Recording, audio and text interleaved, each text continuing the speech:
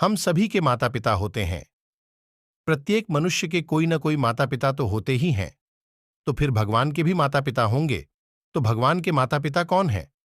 कभी कभार ऐसा भी कहा जाता है कि संत भगवान से भी बड़े होते हैं। भगवान संतों को अपने से भी ज्यादा महत्व देते हैं। इसीलिए भगवान श्री कृष्ण ने संतों के चरण धोए थे। श्री रामचंद्र जी ने संतों को प्रणाम किया था। संत पद बहुत ही ऊंचा है। संतों के लिए भगवान ने कहा है, संत मेरे मुकुटमणि। मैं संतन को दास।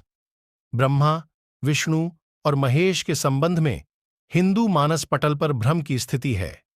वे उनको ही सर्वोत्तम और स्वयंभू मानते हैं। लेकिन क्या यह सच है? क्या ब्रह्मा, विष्णु और महेश का कोई पिता नहीं है? वेदों में लिखा है कि जो जन्मा या प्रकट है वह ईश्वर नहीं हो सकता। ईश्वर अजन्मा, अप्रकट और निराकार है। शिव पुराण के अनुसार ब्रह्म ही सत्य है, वही अविकारी परमेश्वर है। जिस समय सृष्टि में अंधकार था, न जल, न अग्नि और न वायु था, तब वही तत्सद ब्रह्म ही था जिसे श्रुति में सत कहा गया है। सत अर्थात अविनाशी परमात्मा। उस अविनाशी परब्रह्म काल ने कुछ काल के बाद द्वितीय की इच्छा प्रकट की। उसके भीतर एक से अनेक होने का संकल्प उदित हुआ। तब उस निराकार परमात्मा ने अपनी लीला शक्ति से आकार की कल्पना की जो मूर्ति रहित परम ब्रह्म है। परम ब्रह्म अर्थात एकाक्षर ब्रह्म, परम अक्षर ब्रह्म, वह परम ब्रह्म भगवान सदाशिव है। अर्वाचीन और प्राचीन विद्वान उन्हीं को ईश्वर कहते हैं।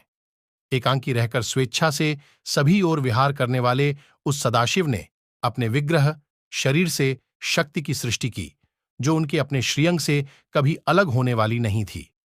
सदाशिव की उस पराशक्ति को प्रधान प्रकृति, गुणवती माया, बुद्धितत्व की जननी तथा विकार रहित बताया गया है।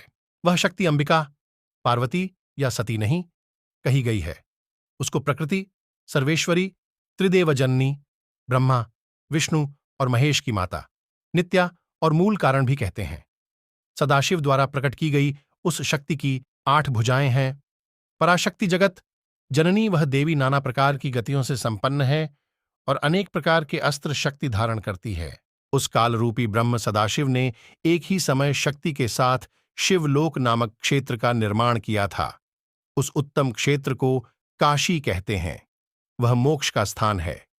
यहां शक्ति और शिव अर्थात काल रूपी ब्रह्म सदाशिव और दुर्गा यहां पति और पत्नी के रूप में निवास करते हैं। इस मनोरम स्थान काशीपुरी को प्रलय काल में भी शिव और शिवा ने अपने सान्निध्य से कभी मुक्त नहीं किया था। इस आनंद रूप वन में रमण करते हुए एक समय शिव और शिवा को यह इच्छा उत्पन्न हुई कि किसी दूसरे पुरुष की सृष्टि करनी चाहिए, जिस पर सृष्टि निर्माण, वंशवृद्धि आदि का कार्यभार रखकर हम निर्वाण धारण करें। ऐसा निश्चय करके शक्ति सहित परमेश्वर रूपी शिव ने अपने वामांग पर अमृत मल दिया। फिर वहां से एक पुरुष प्रकट हुआ। शिव ने उस पुरुष से संबोधित होकर कहा, वत्स, व्यापक होने के कारण तुम्हारा नाम विष्णु विख्यात होगा। इस प्रकार विष्णु के माता और पिता कालरूपी सदाशिव और पराशक्ति दुर्गा हैं। शिव पुराण के अनुसार ब्रह्मा जी अपने पुत्र नारद जी से कहते हैं कि विष्णु को उत्पन्न करने के बाद सदाशिव और शक्ति ने पूर्ववत प्रयत्न करके मुझे, ब्रह्मा जी को, अपने दाहिने अंग से उत्पन्न किया और तुरंत ही मुझे विष्णु के नाभि कमल में डाल दिया। इस प्रकार उस कमल से पुत्र के रूप में मुझ हिरण्यगर्भ ब्रह्मा का जन्म हुआ। मैंने, ब्रह्मा, उस कमल के सिवाय दूसरे किसी को अपने शरीर का जनक या पिता नहीं जाना। मैं कौन हूं, कहां से आया हूं, मेरा क्या कार्य है, मैं किसका पुत्र होकर उत्पन्न हुआ हूं और किसने इस समय मेरा निर्माण किया है, इस प्रकार में संशय में पड़ा हूं। इस प्रकार ब्रह्मा, विष्णु और रुद्र इन 3 देवताओं में गुण हैं और सदाशिव गुणातीत माने गए हैं। एक बार ब्रह्मा और विष्णु दोनों में सर्वोच्चता को लेकर लड़ाई हो गई तो बीच में कालरूपी एक स्तंभ आकर खड़ा हो गया। तब दोनों ने पूछा, प्रभो, सृष्टि आदि 5 कर्तव्यों के लक्षण क्या हैं, यह हम दोनों को बताइए।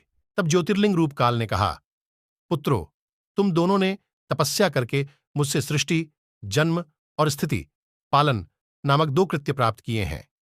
इसी प्रकार मेरे विभूति स्वरूप रुद्र और महेश्वर ने दो अन्य उत्तम कृत्य, संहार, विनाश और तिरोभाव अकृत्य मुझसे प्राप्त किए हैं, परंतु अनुग्रह, कृपा करना नामक दूसरा कोई कृत्य पा नहीं सकता।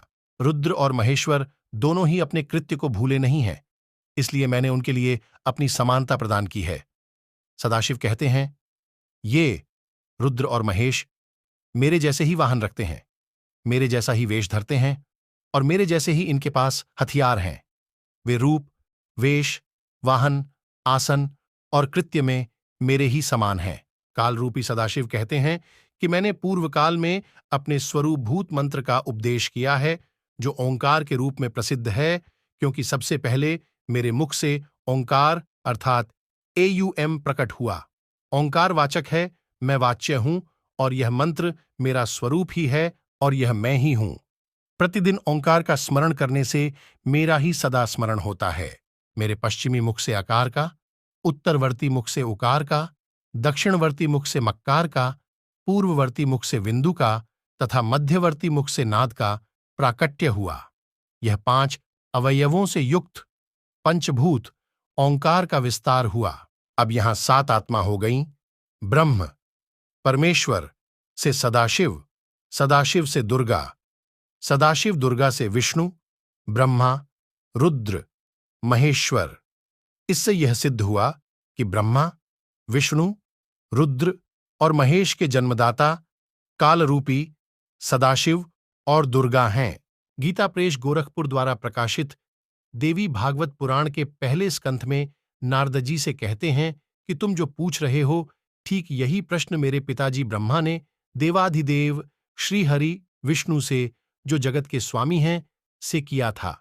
लक्ष्मी जी उन देवाधिदेव देवों के देव की सेवा में रहती है।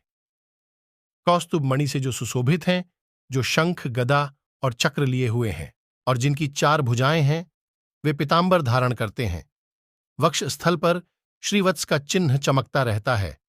एक बार इन देवाधिदेव को तपस्या करते हुए देखकर ब्रह्मा जी ने इनसे पूछा कि भगवन, आप 2 सभी देवों के देव हैं, आप सारे संसार के शासक होते हुए भी समाधि लगाए बैठे हैं, आप किस भगवान का ध्यान कर रहे हो? ब्रह्मा जी के विनित वचन सुनकर भगवान श्रीहरि उनसे कहने लगे, देवता, दानव और मानव सभी यह जानते हैं कि तुम सृष्टि करते हो, मैं पालन करता हूं और शंकर, रुद्र संहार किया करते हैं। किंतु फिर भी वेद के पारगामी पुरुष अपनी युक्ति से यह सिद्ध करते हैं कि रचने, पालने और संहार करने की ये योग्यता जो हमें मिली है, इसकी अधिष्ठात्री शक्ति देवी है। उस शक्ति के अधीन होकर ही मैं इस शेषनाग की शैया पर सोता और सृष्टि करने का अवसर आते ही जाग जाता हूं। मैं सदा तप करने में लगा रहता हूं, क्योंकि उस शक्ति के शासन से कभी मुक्त नहीं रह सकता। कभी अवसर मिलता है तो लक्ष्मी के साथ अवसर बिताने का सौभाग्य प्राप्त होता है। मैं कभी तो दानवों के साथ युद्ध करता रहता हूं और अखिल जगत को भय पहुंचाने वाले दैत्यों के विकराल शरीर को शांत करना मेरा परम कर्तव्य हो जाता है। मैं सब प्रकार से उन्हीं शक्ति के अधीन रहता हूं और उन्हीं का कार्य किया करता हूं। ब्रह्मा जी, मेरी जानकारी में उन भगवती शक्ति से बढ़कर दूसरे कोई देवता नहीं। देवी भागवत पुराण में दुर्गा जी कहती हैं कि देवी हिमालय को ज्ञान देते हुए कहती है कि एक सदाशिव ब्रह्म की साधना करो, जो परम प्रकाश रूप है, वही सबके प्राण और सबकी वाणी है, वही परम तत्व है। उसी अविनाशी तत्व का ध्यान करो। वह ब्रह्म ओंकार स्वरूप है और वह ब्रह्मलोक में स्थित है। एकाकिनी होने पर भी वह माया शक्ति संयोगवशात अनेक हो जाती है। उस शक्ति की देवी ने ही लक्ष्मी, सावित्री और पार्वती के रूप में जन्म लिया और उसने ब्रह्मा, विष्णु और महेश से विवाह किया था। 3 रूप होकर भी वह अकेली रह गई थी। उस कालरूप सदाशिव की अर्धांगिनी है दुर्गा।